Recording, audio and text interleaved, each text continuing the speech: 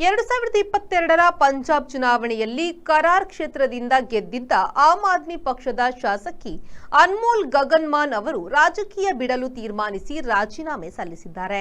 ಅನ್ಮೋಲ್ ಗಗನ್ಮಾನ್ ಅವರು ಅಲ್ಪಕಾಲ ಮುಖ್ಯಮಂತ್ರಿ ಭಗವಂತ್ ಮಾನ್ ಅವರ ಸಂಪುಟದಲ್ಲಿ ಮಂತ್ರಿಯಾಗಿದ್ದರು.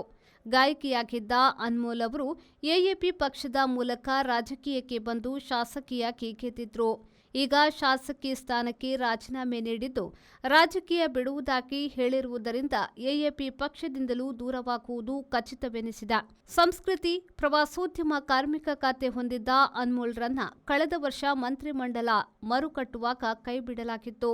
ಪಂಜಾಬ್ ವಿಧಾನಸಭಾ ಸಭಾಪತಿಯಾದ ಕುಲ್ತಾರ್ ಸಿಂಗ್ ಸಂಗ್ವಾನ್ರಿಗೆ ಅನ್ಮೋಲ್ ಅವರು ರಾಜೀನಾಮೆ ಪತ್ರವನ್ನ ಸಲ್ಲಿಸಿದ್ದಾರೆ.